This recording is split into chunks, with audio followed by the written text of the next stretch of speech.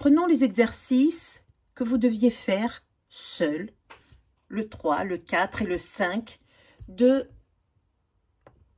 la page 68. Nous avons vu le mémo et nous avions vu que, dans le mémo, que pour écrire le son « ye », si j'ai une voyelle après, j'écris le « i » et ça fait « ia », « ian »,« io »,« ion »,« ié »,« ien »,« ie ». Si j'ai une voyelle devant et une voyelle après, le y me sert de deux. Le y me sert de deux i. Et j'ai le mot noyau, que je lis noix d'un côté plus yo. Rayon, un i qui va avec le a, qui va faire un ré, et un i qui va faire le ion. Tuyau, tui, un i qui va faire avec le u de devant, et un i qui va faire avec le, qui va se prononcer avec le o.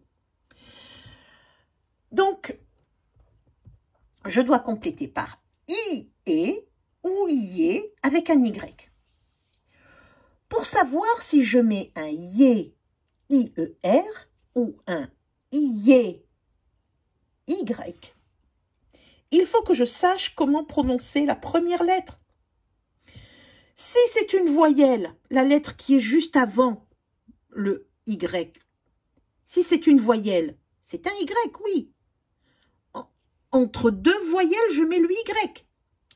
Et si ce n'est pas juste la lettre avant le I, le son ye, si ce n'est pas une voyelle, eh bien, je ne mets qu'un I.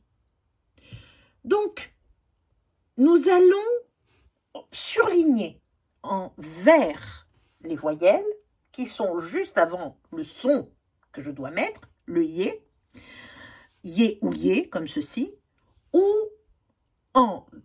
donc en vert les voyelles et en violet les consonnes. Donc, quand je vois un pas, c'est quoi là? C'est un N. Un pan, donc, un I ou un YER?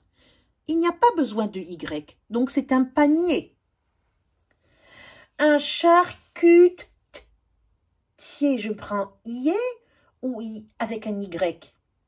IE avec un IER ou IE avec un Y?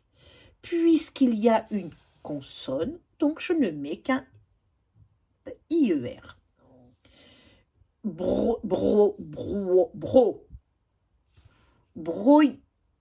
ou broyer? Est-ce que ça va être un Y avec deux I? Est-ce que ce O, je vais le prononcer avec le 1I? Oui, c'est une voyelle. Donc, je marque un YER. Alors, payer ou payer, c'est une voyelle. Donc, je vais marquer YER. Un fraisier, c'est une consonne. Fraisier, IER. Appuyer, c'est une voyelle. YER. Un cavalier, c'est un L. Donc, une consonne, donc IER. C'est une voyelle, c'est un A. Donc, je vais marquer un Y et je vais le prononcer rayé. En voyer, c'est une voyelle. YER. Un papier, c'est une consonne. Donc, IER. Un col, consonne, collier, IER. Voyelle, donc IER. YER. C'est bien. Si vous n'avez pas compris, vous reprenez. Complète avec complète les mots qui vont suivre avec A, Y, ça va faire EI. OY, ça va faire WY. Et UY, ça va faire UI. EI, WY, UI. Répétez. Complète les mots avec EI, WY, UI. Donc c'est sans nailler, sans noyer ou s'ennuyer. Alors, s'ennuyer, bien sûr. Payer, poyer ou puyer? Payer. À payer, appoyer ou appuyer? Appuyer, bien sûr. Balayer, baloyer ou baluyer? Balayeur, pardon, balayeur, un baloyeur ou un balayeur? Un balayeur, bien sûr. Une veillelle, une voyelle ou une vuillelle? Une voyelle, bien sûr, vous avez juste. Un voyageur, un voyageur ou un voyageur? Un voyageur. La moyenne, la moyenne ou la moyenne? La moyenne. C'est brayant, c'est broyant ou c'est bruyant? C'est bruyant. Un taillot, un toyau ou un tuyau? Bien entendu. Et là, maintenant, vous avez 2 mots pour l'exercice numéro 5.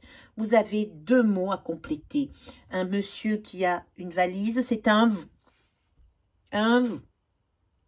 voyageur, bien sûr. Et le monsieur qui est avec sur un cheval, c'est un cavalier. Donc, un voyageur, voyageur avec un Y, puisqu'il y a 2 voyelles au milieu. Et un cavalier. Et il n'y a pas besoin de Y, puisqu'il y a une consonne juste devant le I. Alors, faisons une phrase. Alors, avec un cavalier ou avec un voyageur? De toutes les façons, il y a la place pour faire une deuxième. Donc, nous allons faire un mot, une phrase avec chacun des mots. Donc, 2 phrases.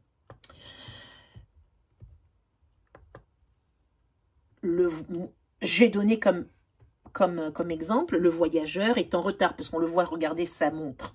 Le voyageur est en retard. Mais vous, votre phrase est certainement bonne. Vous me l'envoyez et je vous la corrige, bien entendu. Le, avec une majuscule, voyageur est en retard, point. Et je ne fais aucune erreur en réécrivant le mot.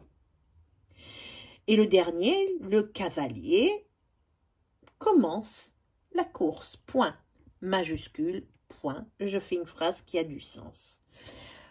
Bravo, entraînez-vous à lire le dictionnaire orthographique, c'est très important. Il faut que les lectures soient fluides.